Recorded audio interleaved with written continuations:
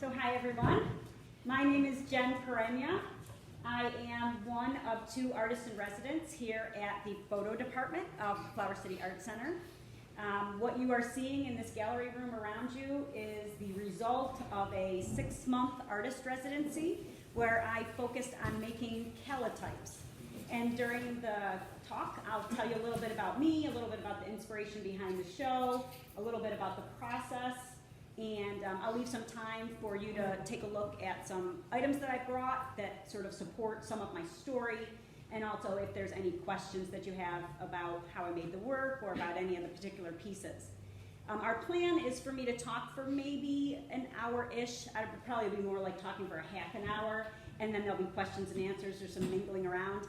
And maybe around 3:30 we'll go across the hall, and for those of you that wish to stay for the demo, I'll be doing an actual process demonstration where I'll make some calotypes, and I've selected a handful of different negatives that represent what's in here so we can show you the process of coating paper and making the print, things like that.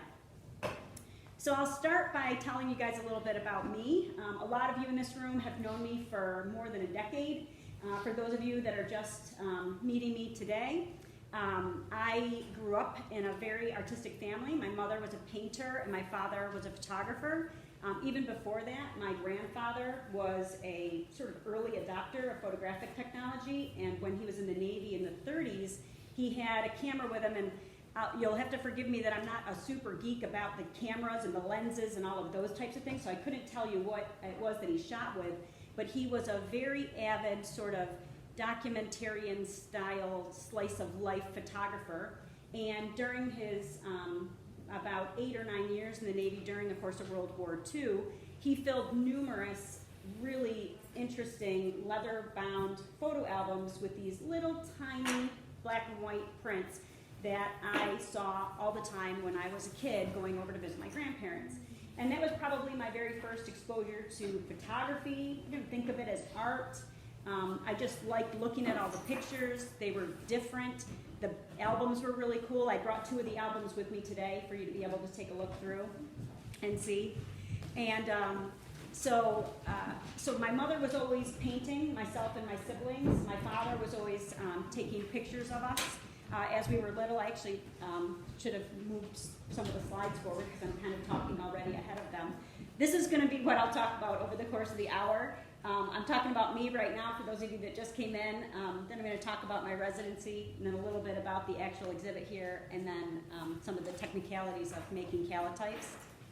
These are a couple samples of the photographs that were in my grandfather's albums that were really interesting to me. He was in Asia for the first, I think, 4 years of his time in the Navy. He was, you know, when I look back at old pictures, I don't really see a lot of selfies, but he had tons of those where he set up the shot and took himself in some kind of a portrait, and then he wrote on the backs of them stories. So I actually have the whole narrative of whoever he was writing to, his sister, my grandmother, his own mother. So there's little bits of information about what you're seeing in the shot, or how he set up the shot, or why the shot's good or the shot's bad. And so even though he wasn't formally taught as an artist, you know, he really loved making photographs. And then this next slide just shows, like, I was frequently the subject of my father's photographs, so I was always around the camera from when I was really little. And although I don't think I ever picked up a camera until I was maybe in my junior high years, it was the camera that took these pictures of me that is the camera I still have to this day, which was my start, which is a Nikon F3. And it was the camera my dad used for his business, and then he handed down to me, and it was my first, I guess when I went into the darkroom for the first time, it was using that camera, using black and white 35mm film. So just a little bit more about sort of my transition here. I always focused on art when I was in high school. I was really fortunate to go to Wheatland Chili, which is an area school here just south of Rochester that had a really great arts program and had a darkroom. So I was able to do darkroom photography for 3 of my high school years. And then I took my camera with me to college and didn't have a darkroom. So made lots of negatives but didn't do anything with them. And then I went to Africa, and taking the big yellow plastic Kodak bag full of lenses and filters and the camera and the strap and the rest of it just wasn't going to be feasible going to West Africa, so I switched to a Kodak point and shoot. And for 3 years in West Africa, I used a Kodak point and shoot, and I literally have thousands and thousands of negatives that have never been printed, because the only thing I could afford to do when I lived over there was to develop film, just so that it didn't, you know, I was imagining it might rot in the canister. So I've done a little bit of work here at the Darkroom, printing black and white from the color negatives, which, you know, for those of you that have ever had that experience, is kind of fun with split filtering and lots of different things to see if you can get anything out of them. But a lot of the images are more interesting maybe to me because they're people that were important to me in the way that I shot the work. Anyways, when I came back to Rochester in 1995, I would say that was probably the biggest break that I had, where I didn't take photography other than going on maybe trips and taking sort of snapshots when I would travel. But I got laid off from a job in 2002 that gave me a really nice severance, and that allowed me to come here to the Darkroom and take a Darkroom refresher class. So I worked with Mercedes Fajes, who at the time was one of our instructors, and learned how to develop film again and how to make prints again. And we had a really great group of people. At that time, I met Susan Anderson and Thomas Schaefer and a few other people that aren't here with us today, but they're folks that I, during the course of that, I think I was talking to somebody just a little bit ago about how much free quote-unquote time we would get in the darkrooms when we would take classes here. I think we still do today. They get, like, if the course is 8 weeks, you get that whole span of time to be able to come in and use the darkrooms for free. Well, we did. We used it over and over. We were here a lot of times late at night on Fridays, just the small group of us, and you form this really great bond of people making photographs all together. And then we would go home and I'd put all my photos in a box and I would never look at them again. Or we would have a member exhibit and I might pick one which was sort of okay, and I would stick it up on the wall, and, you know, it'd be here among the other work that was produced by monitors. And I probably did that for, I don't know, like 6 or 7 years, not really ever feeling a satisfaction with the work, feeling like I liked the darkroom time, I liked the process a lot, but the end pictures that I was coming up with weren't great. I probably didn't have awesome negatives to begin with, so the compositions were okay, but they weren't great. And then from a processing perspective, I was technically competent, but I wasn't really excelling as making art. So kind of fast forward there a few more years, and we started offering, and I say we, the center started offering here at the Community Darkroom alternative process classes. And those were really interesting because they were things I had never seen the kinds of output before. I'd never done that kind of work before. You had so many different steps, so many different things that could go wrong. And so if you got anything out of a class or out of a process, it was sort of amazing because you know, you were sort of battling your own diligence in preparing things, like preparing a glass plate, preparing a tin plate, preparing the chemistry. Or you'd make work and then you'd reserve chemistry to come back and make more work, and then life would get in the way and a few weeks would go by and now your chemistry wasn't really good anymore, and you'd come back in to make work and not really get anything again. And what I liked about it though was that, composition aside, you would still get something really interesting out of it that, you know, if you were doing, for example, a contact printing process and you didn't coat the paper well, you'd get interesting brush strokes, or you'd get what maybe looked like irregularities or abnormalities in the print, and I really liked that. So I sort of settled on contact printing as my preferred medium, I would say maybe now 7 years ago or so.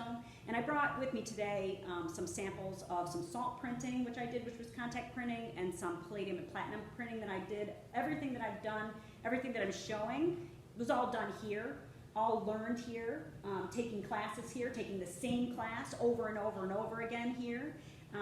There were certain instructors that I found really inspiring, and I found a lot of times too that making the work, you couldn't really make something good in the first class. Like, you'd go all the way through 4 weeks and you would get to the end of that and you would realize that you had just sort of scratched the tip of the iceberg on one facet of the process that you could master. So I would go take the class again and focus on something a little bit different in that next round and try to still get something out of the class. And so the process that we see here on the walls today, which is the Calotype process, I have been working on for about 4 years. I've taken the class 4 times, And prior to making the work, I sort of dabbled in making work by myself, which was one of the things that I was really, I think, reticent to do after taking classes here, feeling like without the oversight of a professional, I would have a lot of trouble to make the work, or something could go wrong, or I'd ruin something, or contaminate something, or pollute in some way. So with a few other photographers who had taken the Calotype class with me, we came in, we invested in some chemistry, and we made some prints together, and it was really sort of an aha moment that I can do this, I know how to do all the steps, I know what the process is, I know what the end result needs to look like. And so I made probably, I would say, I had maybe a half a dozen images that I really liked and that were getting a pretty positive feedback when I would show them to other people. And so I showed a couple in a member show, or in a monitor show, and then maybe one in a member show. And Megan ended up seeing, Megan Charland, who's here in the doorway, ended up seeing some of my work and asked me if I would be interested to do a bigger body of work and actually have a show of just my calotypes. And I thought, yeah, that'd be great. And in my mind, I was like, I've got probably 10 images in my mind that I'd like to do with the Calotype process that are all about winter. And Megan said, okay, we can do the show in either October, November-ish of 2018 or January, February of 2019. And I thought, well, if I'm going to do winter and snow, the timing would be better in the January, February time frame. And then we talked about putting the work on the walls, and I was envisioning that we were going to use the other gallery, which is now a shop. So if you've been in the darkroom and you've sort of walked over there, you know we have lots of photographs for sale. And I think 10 images would have been nice on those walls, but then Megan said, no, we were thinking the sunken room would be great. And then I thought, oh my God, I got all this space over here and that space behind here where some of it's covered by the screen. So I had to figure out how would I make more work and what would those images look like. And that slowly started to morph in my mind that I would have two separate bodies of work in this same space. The one would be my original concept of winter and snow, which was only supposed to be 10 images, but we ended up with 12, and I'll talk more about that in a minute. And then the other side is vegetables, vegetation, flowers, things that had life at one time, some of which are still maybe alive in the vine, but I wanted these to be hand-colored. And so the hand coloring would just be another layering on of process, and I'm sort of jumping around with my story, but I'll come back to some of that more in a minute. So for those of you that already know me, this stuff is that's on the bullets here is old hat, but I have been here since I took that first class. I really have not left. I came in and I filled out my evaluation at the end of the class. And one of the questions in the class evaluation was, would you be interested to volunteer here? And I said, yeah, I like the energy in this place. I like the space. I would love to do that. And at the time, the monitor program was a reciprocal program where you would volunteer for X number of hours in the office, and then you would have X number of hours of darkroom time. So that was great that I would be able to go in and make more work. And that slowly developed into working with the youth program, Studio 678, and that slowly developed to becoming a board member. And then that time on the board resulted in me continuing with board activities since my first time on the board, and I'm now a committee member. So I've had lots to do with the center, lots to do with photography here at the center, and lots to do with this place for a long time. And I don't see that really ending, so I'm hopeful that through taking more classes and making more work and continuing my residency through the end of February, that'll just take me into new areas. So let's talk a little bit more about the inspiration for the show. Like I said, I was initially thinking that winter would be what I would do, and I was really inspired. My husband and I cross-country ski. I happen to really like winter and snow, so every time we would go out, we would see something different.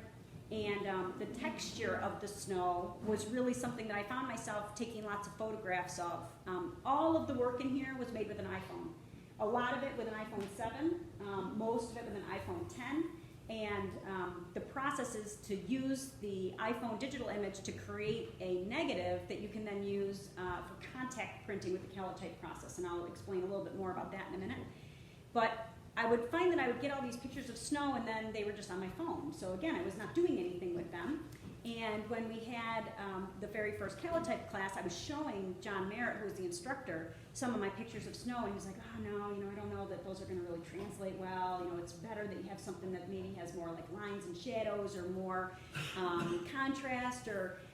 And so the first images that I made in the very first class were architectural details. And I liked how they came out, and I showed them in one of our exhibits. But I still wanted to do the snow. I wanted to figure out how could I make something of the snow.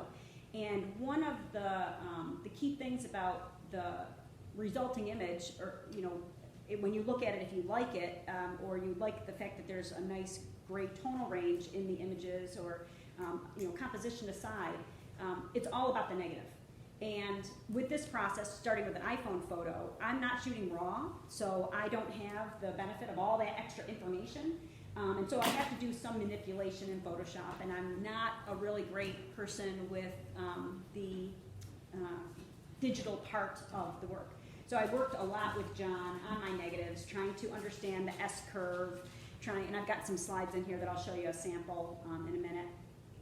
And a lot of these images, actually 2 of the images in particular, I had to redo the negatives over and over and over to get something that actually I thought looked good when we got a finished print, because the rest of it was too dark, or a part of it was too dark, or part of it was just too washed out, or I could never get any detail in an area.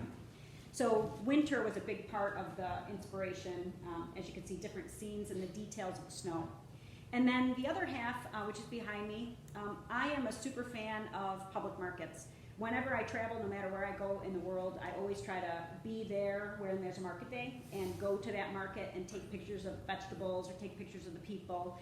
And I take pictures of all kinds of things, but I'm more, I think, like the closer up. They're not really macros, but they're like, closer framed images of vegetables.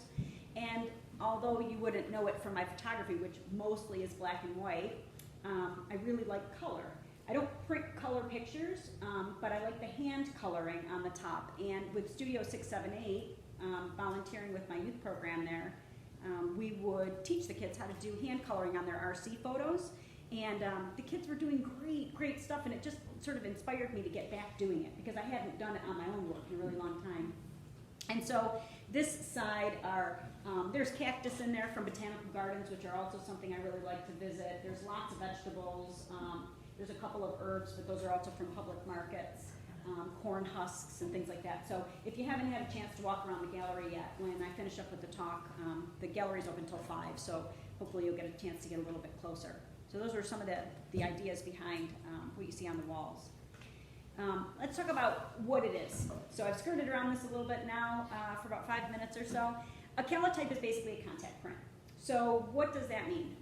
It means that you put the negative directly on top of the paper. So as opposed to using an enlarger, which any of you that might have traditional darkroom experience would be used to putting a negative in a little negative holder and then shining light through it and enlarging the image that way on whatever your preferred size of paper is. This is making the negative large enough to go right on top, and then that's what you get. So I took my iPhone images and made them into 8x10 sized digital images, and then printed them onto this plastic called Pictorico.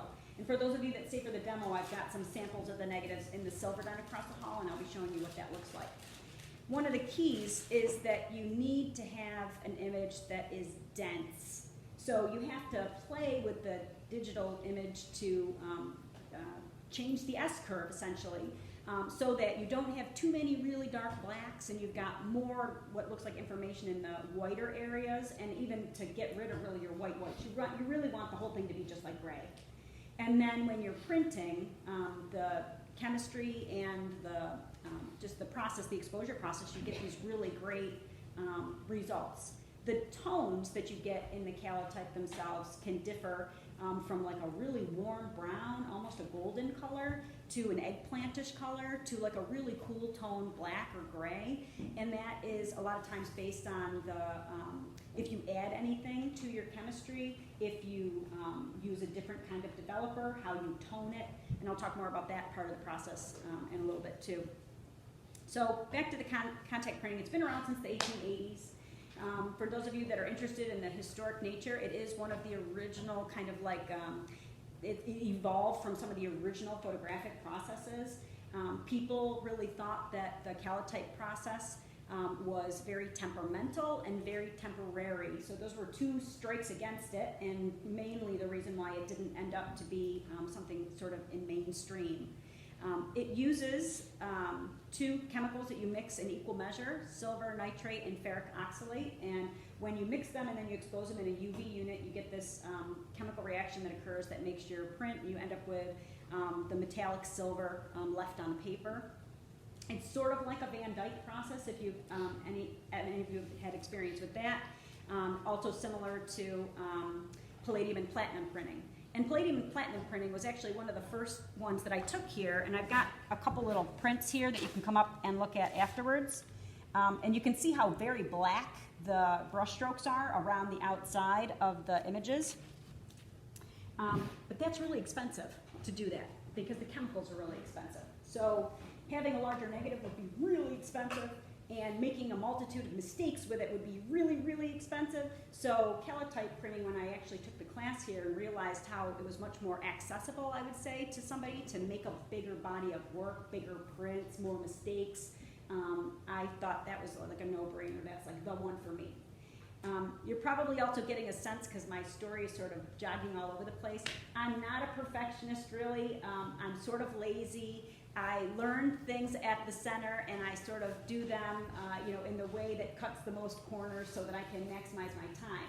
I know Susan has worked with me in the darkroom and taken the class with me. Sharon knows how I operate. And one of the things that I did when I was prepping to do the body of work was I actually hired John Merritt, who is my instructor, to work with me one-on-one to sort of shape me up. So John came in the darkroom with me, and the first thing that we did was we sort of went over the process again. Well, when we do the class, we only print, or we only develop for like a minute, and then we wash, and then we tone, and then we fix, and each thing's about a minute, and then we do a final wash for like 10 minutes. And so in my mind, I was like, okay, each one of these prints is gonna be roughly 15, 20 minutes. In my mind, like, how many do I need, about how much time I'm gonna be in the darkroom, trying to calculate out the number of hours that I would need. Which, by the way, on the side, I work a full-time job. So I'm one of the artists of residence here, but really I'm only making work in my evening hours or on weekends. So in my mind, my time was short. Like, how am I going to maximize and really get good images? And then John came in the darkroom with me and he said, oh, well, in order to make it archival, because you're going to care about these images, you have to develop for 8 minutes. I was like, oh my God, mind blown, 8 minutes of rocking a tray. And then he was like, and you need to wash between each stage, which adds a whole nother minute. So then I'm like, oh my God. Then he was like, you need to final wash for 20 minutes. So now each print was up to like 40 to 45 minutes for one. So I'm like, okay, I can come in at 6 o'clock after work. How many can I get done? I can probably only make 2 or 3 at a time. And that's what I did. And it really took a long time, but it ended up paying off a lot more because I'm going to go back to that temporary nature of what a calotype was. So let me give you a little bit more technicality. The early photographers that were playing around with this, before it was patented by W.W.J. Nickel, they used to actually develop the, what am I going to say? Part of the photographic process was to actually completely immerse the piece of paper in one of the two chemicals. So instead of just painting the emulsion on, which we do, and then we let it dry, and then we expose it, their part of the process was it was like actually wet. And that was very, very difficult to manage. And what would happen is the chemistry became exhausted really quickly, and you couldn't accurately or really easily replenish it to make it sort of worthy. So you'd get about one good print and have to start from scratch all over again, which nobody wanted to do. And so you would try to do it. It was very temperamental, and you had different results.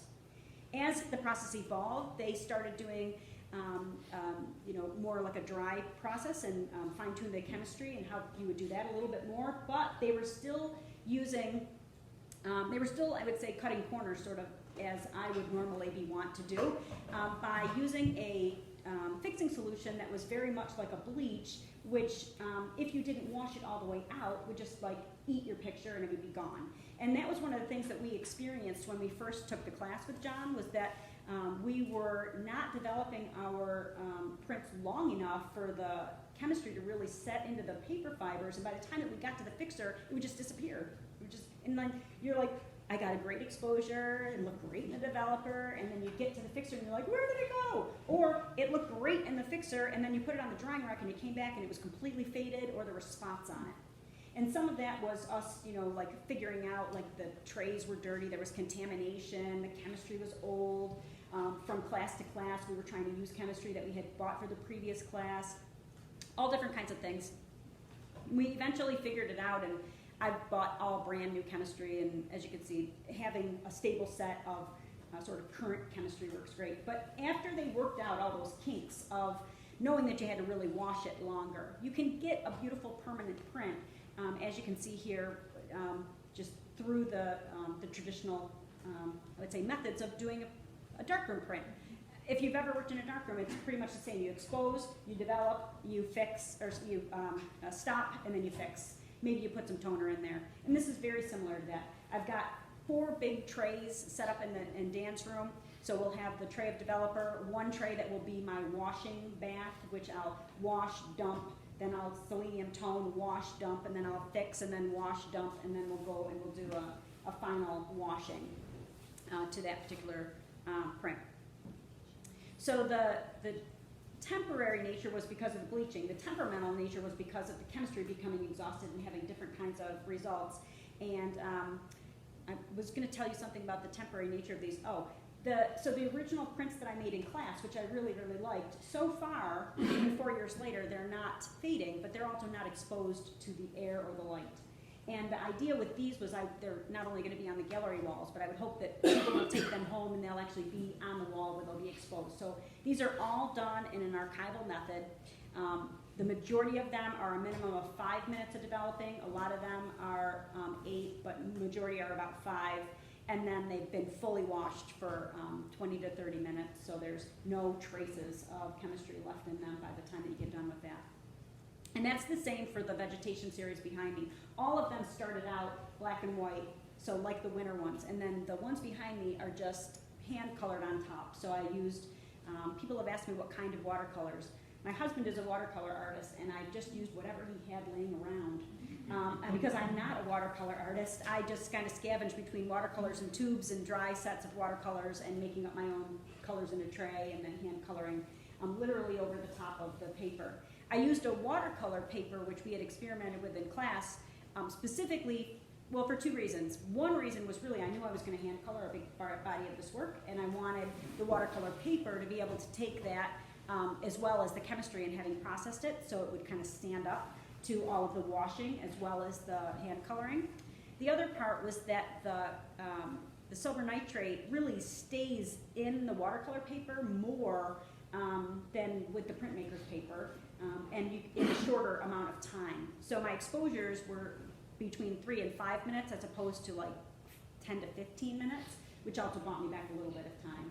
So that was one of the things. I brought some different samples here of prints on the printmaker paper, so you can see what that looked like compared to prints that are on the watercolor paper. Here's just a little bit more information about that background. And some of you that have studied photography or studied alternative process, you might recognize some of these other names. Polychrome, Statista, Sensitol, Platinograph, and Soline or Soline. Those were all different forms of calotype, or what calotype might have been called at some point in history. And from what I've been able to research, they were all pretty much done in the same spirit with the same 2 starting chemicals, even though the methods of how you would have immersed papers or the bleaching or the washing, how that would have all worked is slightly different. So from the top, did iPhone photo, manipulate it in Photoshop to get a good S-curve. Then I would print that onto the Pictorico plastic paper. Then once I had a group of negatives, and it really works out well when you take the class to sort of get all your images in mind and make all your negatives at the same time. Now, John would probably, the teacher again for the class, would probably disagree with me and say that you should just do 1 negative at a time. Make the first negative, go in the darkroom, print it, make sure it's what you want, make sure it's good before you move on to the next negative, so that you know if you have to tweak the S-curve for the next time around, and maybe if the images, for example, were of similar tones or something like that. Of course, that's not how I work. So I would go in and make all my negatives at one time, and then if some of them didn't work, I just set those aside, keep printing the ones that were good, and then go remake the other negatives. I went through like 3 boxes of Pictorico paper. I think there's about 25 sheets in each to come up with the 24 images that we have here. I think I printed 30 different images and ended up just culling it down to the body of work that you see in the exhibit here. So once you have your negatives all set, then you're going to mix your chemicals. It's the silver nitrate and ferric oxalate. It's basically equal measures of both. So you're using an eyedropper into a little glass shot glass, and then you're kind of swirling them around, and you're using a non-reactive paintbrush and painting the chemistry onto the surface of the paper. So if you haven't been able to see the show yet, there's an image hanging here that'll represent it for you, but this one also probably is a good example showing the brush strokes. So you're just hand coating the paper in the background, and then you're gonna let this dry, or you're gonna hand force it dry with a hair dryer, which is what I did most of the time, because again, I don't want to take that much time, so I force these things dry, and then you'll make your exposure. And in this particular case, you can see that I've coated outside of the boundaries of the negative, and that's actually a little tangent. One of the reasons why most of these, well, all of them except for one, are matted in the way that they are. When we looked at the whole body of work on the table, we felt that not all the brush strokes were sort of equally interesting. So since a lot of them were showing the negative borders, or the way that I had the paper, the negative was like right on the edge like this, we thought we better just mat them tightly to the image. But we left one out so that you could see brush strokes, and that one was really not even finished. We initially marked it as not for sale because I didn't consider it to be the full frame. I hadn't even used enough chemistry to coat the whole paper, but I hand colored it. But we had so many people interested in it that we're going to offer it up for sale. So that'll change the label on the wall there. So after you've got your paper, your chemicals mixed, and you've hand coated your paper, and at that point you're using, we'll see it in the demonstration, but just red light. You don't have to have the room pitch black to do the coating. So unlike RC paper or fiber paper, which could become fogged if there's any light other than the red light, here I can have the window open partially because the outside light is not strong enough to actually expose the print. So that gives you the benefit of being able to see your brush strokes as you're painting it on the paper.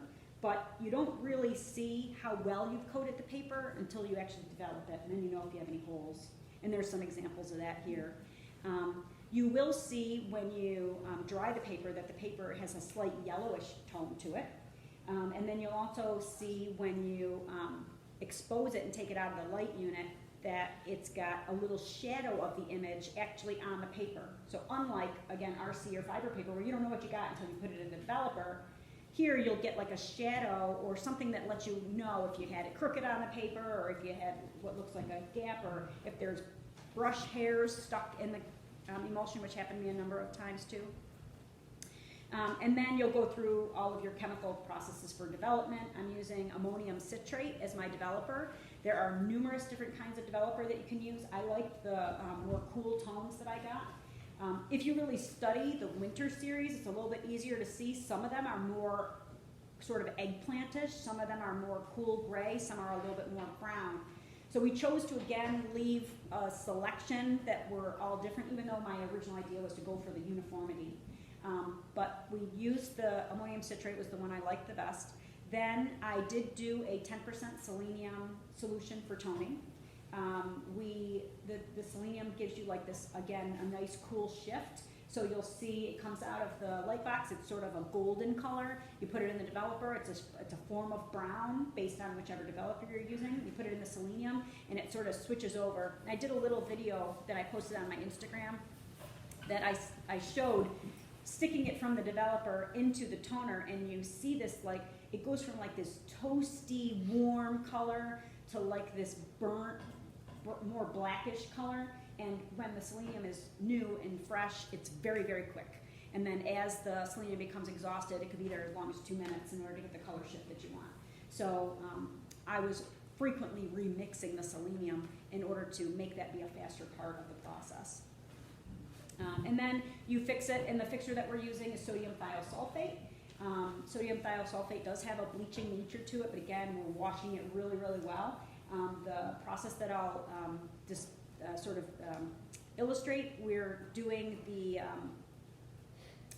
I have a bath with running water, and I'm washing 10 times, like filling the tub 10 times before I put it in a final wash. So after the fixer, wash and dump 10 times, and then so altogether it's about 45 minutes of washing to make it so it won't bleach later on.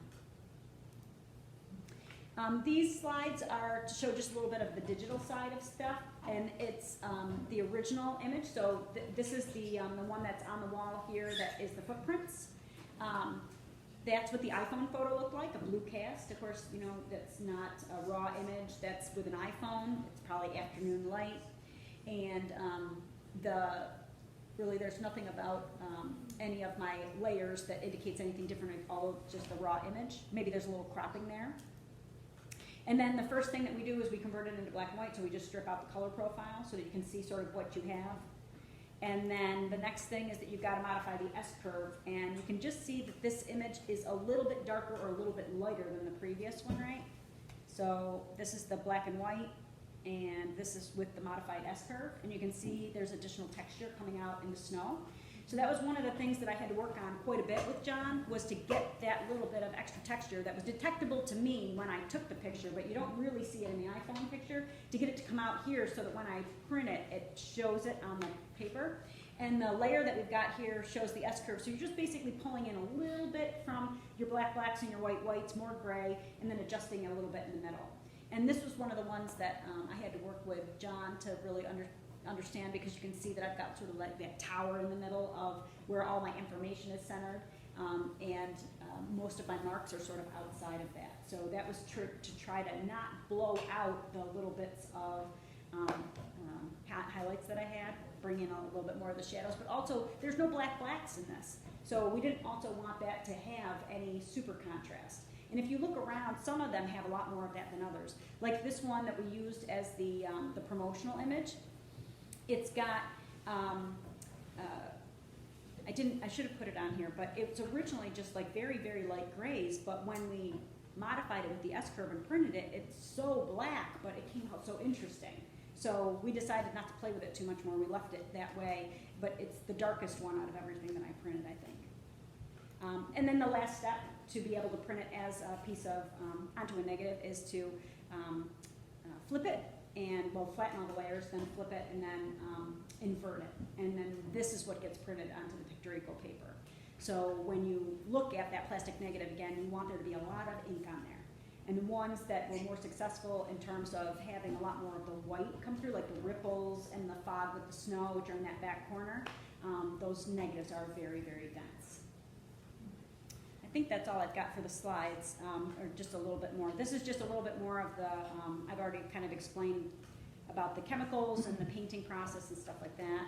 And this is a little bit more about my chemicals. And so this gives you sort of a rundown on about how much you can get out of everything. If you read my blog, throughout this artist residency process, there's a lot of information in there about this. But I get about 7 prints out of the developer, and of course, as soon as you make the developer, it's amazing, and then your second time in, it's already not so great, and the next time it's not so great, so you keep going until you're like, okay, I'm not getting anything out of this anymore. I get about 7 out of a bottle of developer.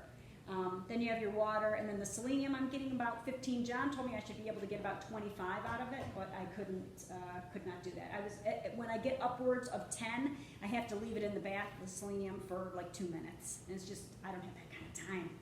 So then the sodium thiosulfate, that's pretty much 25 prints, and I did not push that. I did not want anything to possibly not be fixed into fog after I finished it, so we stayed with the 1 minute and 25. So you can see that if I started with everything fresh, I have the most perfect print possible, and then what would inevitably happen, the negative was no good, or it was overexposed or underexposed.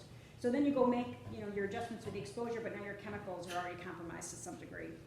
And because you're getting 7 prints out of the developer, but 15 out of the selenium, but 25 out of the fixer, you've got all these sort of layering now. The selenium's always still there, but now I have new developer. And then now I've got developer that's aged and my selenium is done. I've got fresh selenium and my fixer is old. So you're kind of juggling this, like, and I described it as like sand is shifting under your feet all the time. You know, it's just too expensive to make a new chemical bath every single time for every single print. But it was fun. And it took a lot more time than I expected, and I'm really grateful that I had the opportunity to do the residency. I don't see how I could have done the work without having access to the center and the 24/7 time that we had. So I really do want to thank Megan for having, you know, come up with an opportunity for me to do the residency, because since I work full-time, I don't really think that I fall into the normal what a resident is here in terms of how much time I could spend here, time in the office, time teaching classes and lectures and stuff like that. So this was great to be able to focus on the work for such a long period of time. This is just a little bit more of what's happening chemically. This is pretty much right out of the book to just explain how the two chemicals combine in the UV unit. And then I've got just a couple of before and after. So the top image here is sort of the whisper. That one happens to look a little bit darker because that was very overexposed. The bottom is actually an image on printmaker's paper. So it's just sort of showing, you can see a little reflection from the light in the room when I took that shot. And it was still wet, but you can see how it looked developed. And then this is how, that was on the printmaker's paper. This is what it looked like when I switched over to the watercolor paper. You can see how much darker for the same amount of exposure. And then this is the one that's hand watercolored, which is actually the one that's on the wall behind me over here. And I think that's all I got for the slides. So that's a lot of talking. Jerry, question? Can you talk a little bit more about the negative? Like, Sure. Do you print it with an inkjet printer, a laser printer? I think it's... Do you just send it from the Photoshop right directly to the negative is... Yep. It's 8 by 10, so is it like, do you have to readjust your tray, you know? Okay, yep. Most printers So, are 8.5 by 11. So. Yep. So Megan, help me with the exact printer that we have in here. It's an Epson or an HP? What is it? So the one that we're using typically for the Calotype printing of the negatives, do you know which one it is? Okay. But they're inkjet or laser printers? They're inkjet. So here at the Darkroom we have numerous printers, obviously, as Megan just said, and there's one that is set up with one of the Macs that's in the digital one, where the two are connected, where there's actually a profile set up for the printer. So there are some nuances of how you have to set up the profile. You've got to, the Pictorico paper is slightly, let me think. The Pictorico paper itself is slightly larger than 8 by 10. It might be closer to 8 by 11 or 8.5 by 11 because my images are mostly 8 by 10. So I'm taking my digital image and then I'm making it be that size that I want, my finished size. And then when I send it to the printer, I am making sure that I'm using the profile that John Merritt has set up on that particular printer. And that has to do with like what the color profile is and what resolution and a bunch of other little things that I just follow my instruction sheet. I'm not, Sure. because I'm not a good digital person. But when we print in there, the ink that's there, we can get out of the new ink. When we put new ink in there, Megan, we get a fair amount of negatives printed on there. Like, we're using it for other purposes, but I think we're getting like in a class, if we had 4 students in the class and we each printed 4, and then John did a few, and then I came in behind and I printed like 10 more, we were getting like 50 before we usually have to do more ink. Yeah. Was it special ink too that we had to use? Do you remember? No, just a regular. The printer's not set up for black only.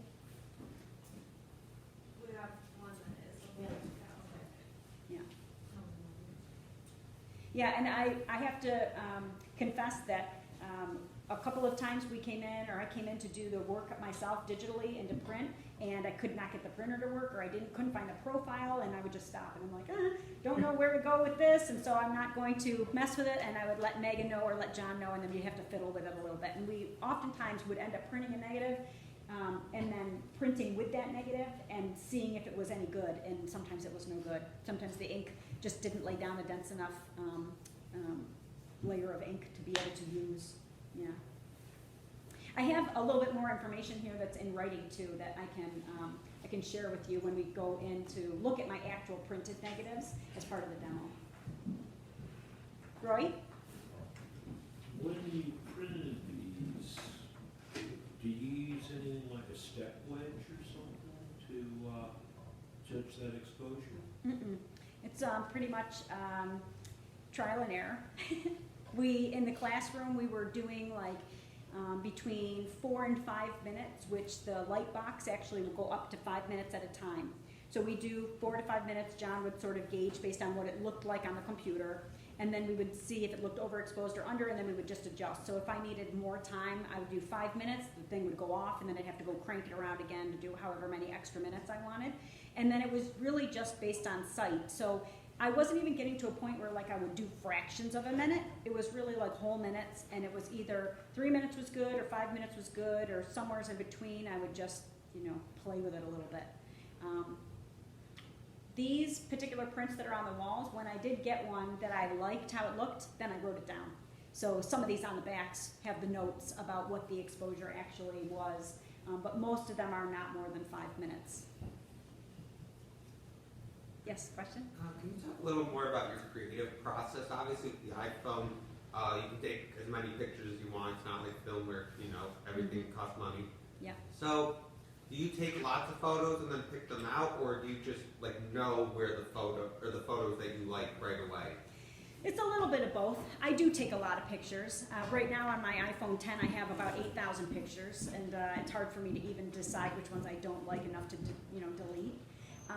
When I am outside watercoloring, when I'm outside cross-country skiing, which is what motivated a lot of my winter prints, I would normally ski and then stop and take pictures all around me, and ski and stop and take pictures all around me. And I was just out at Highland Park when we had the big snow, and it was really, really cold the day that I went to go take pictures of the snow, and this hand never thawed out. It was like I was using this hand to take the pictures, and his hand was frozen. But I usually will look back at the compositions within a very short period after taking the pictures and mark the ones that I have sort of as my favorites. And then I upload them into my iCloud storage, and I look at them larger to decide if I like the composition enough to start playing with it. And then I'll start playing with it. And I actually, I selected, I'd say, there's maybe about 10 other images that I tried playing with, and I could not get an S-curve that I actually liked how it looked with the S-curve. And so when I worked with John, we just decided not to waste the pictorial paper and print on it. Yeah. So I tend to like I said, they're not quite macros, but I like more like close-ups. I love texture. And even you'll feel that in the vegetables, that between the leaves and the branches and like the little crests on the cacti, that the little bits of detail that sort of lend itself to that idea of texture. I really like that. So that's mostly what draws me or inspires me to take my phone out and take a picture. I don't like this process for me personally for portraits. I take lots of pictures of people on my phone. I've got that new, the iPhone 10 has the portrait mode, but I don't really like how it translates. So most of these are inanimate objects or weather, stuff like that. Yep. What's the megapixel on an iPhone 10? Oh, it's high. I don't know, 16 maybe. Oh, it's not that far. Yeah, and that actually that's probably how I can get away with it, because John had said to me before, it's better to shoot raw. So I have an app on my phone that lets me shoot raw, but the files are so big. And so I start with a really, really large file, 16 megapixels or whatever, and then I, manipulate it from that point forward. So there is information in there. There is more information in there that you can see on your phone. They say that you can actually take these images and you can print them to 20 by 24, and except for the fact that, like, if you look at my surface of I'm calling it surface of the moon, but it's the one that's called snow crust. It's right above Dave's head. It is, there's a little bit of distortion there towards the top. That's from the lens. I left it in there because I thought it looked cool because it almost looks like it could be the moon, right?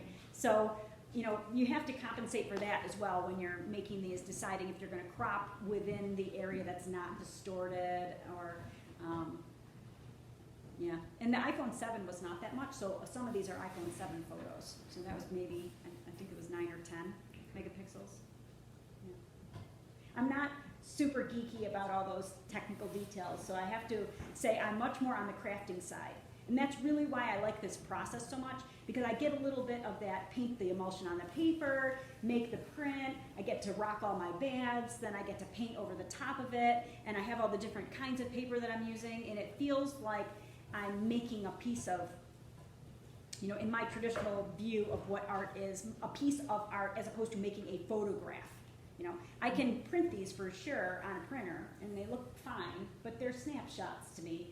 Much more like I wouldn't probably take one of my iPhone photos and print it really large and stick it in as a color photo on my wall.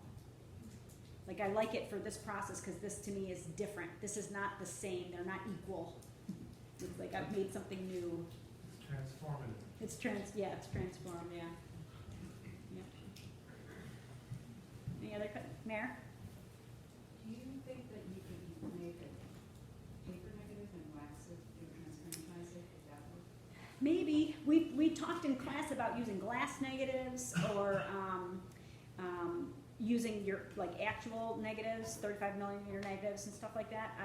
I don't see why a wax negative wouldn't work, except that I know that it gets pretty hot inside the light box.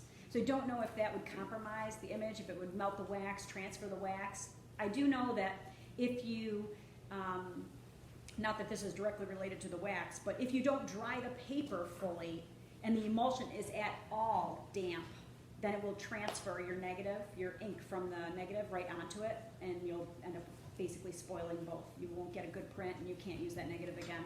So the bone dry nature of how the paper has to be, you really have to give it time. There's so many variables. Yeah. I mean, even coming down to how you dry the paper, if you're using cool air, you're gonna get one thing. If you're using hot air to do it really quickly, you're gonna get something totally else. Yep, it's So. true. And I vary, you know, depending on how quickly I was trying to make work, depending on how many hours I had, I did one or the other. Yes. So they're not all the same either. That's another part that that differ. And the humidity in the room also, because I made a lot of the work in the fall, and the humidity in the room in the fall was totally different than it is now in the winter. So, you know, the paper dries differently, it dries faster or slower, the paper curls a lot more. Mhm. I don't even, I mean, even painting the emulsion on is Mhm. different. Are you using hypoclear in any part of this process? No, but interesting that you should say that, because there are numerous different developers that you can use for the process, and I tried them all so that I would see what I liked the best. And one of them is the standard black developer that comes with the kit that you buy from Bostic & Sullivan, and it requires you to do clearing. So it's not a hypoclear like you would normally do at the end, but it is a clearing agent that's required, and I actually have a couple samples in here of the staining that occurs if you don't add that additional step in. So when I was working with John, we'll go over in the silver, or in the Dan's darkroom in a minute, and you'll see that the sink is only so big. And I'm Is using, it the EDTA? Yes. Yeah, you can use hypoclear instead of that. right, but So- the downside is you need another tray. Okay. I didn't have room for another tray, because like the sink is only big enough for 4 trays next to each other, the size tray that I need for the size paper I'm using, and then my washing bath. So I would have to have another table in there, which I did one time, but it's precarious. I mean, if you are not paying attention, you bump that thing, you have chemistry on the floor. You know, I was very lucky that that was a day that I was very careful, but after doing that, I was like, no, this is not gonna be, I can't do this for the rest of this process. So I had even called John and I was like, what's gonna happen if I don't do the clearing? He's like, I'm not exactly sure, you'll have to try it. And then all the pictures were stained. Now they looked like they were coffee stained, or tea stained, I should say, which actually was a neat look, but it wasn't exactly what I wanted. So I ended up not using those. Yeah. Susan? Where'd you from here? Yeah, so I've been calling this exhibit my first, last, and only. And so many people have been saying, oh no, you'll probably do more with it. So, you know, on the one hand, my residency continues until the end of February, and I have lots of negatives in mind that I still want to print and more work that I'd like to make. And I'd like to at least exhaust all my chemistry, because once this process ends, it'll just be, you know, it's too old. It won't have the same result anymore. I probably, if I have anything left when the show is finished, because a lot of pieces have sold, if the ones that are left, I'd like to see a smaller body of work maybe travel to another place and be up on the wall. but I don't own most of these frames. So I have to figure that part out. The 6 frames that I own sold, then another one sold. I gotta pay somebody $50 for their frame, and then I'm gonna need to replenish my frames. And the rest of the frames belong to either Mary Ann Quayman, who very generously took from her personal stock, or they belong here to the darkroom, and essentially they're for the youth program. So all the darkroom supplies will go back in the closet.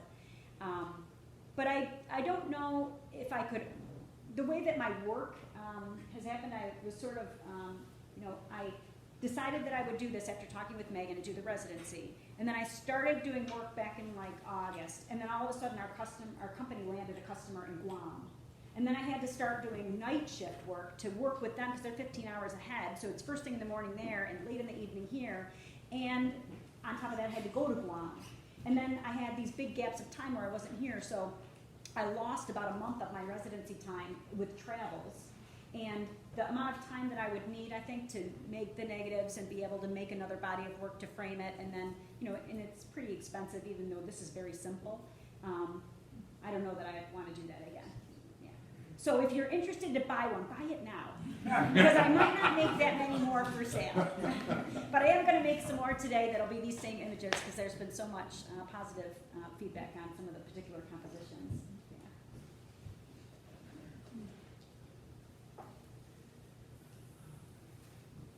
Okay, well, let's finish this part. I'll close out the PowerPoint. If you want to come up to the table here and chat, I've got samples of some of my other alternative process work that sort of led me to the calotypes being the one I love. I've got photo albums for my grandpa that will show you some of the pictures that I saw over and over and over as a kid that inspired me. I've got some samples of paper, and we'll do at 3:30 across the hall. We'll do the demonstration of the Calotype process, and I will be coating paper, drying the paper, making a print, and developing it all the way through all the baths. So I figure we'll take about an hour or so and see where we go from there. Thank you guys very much.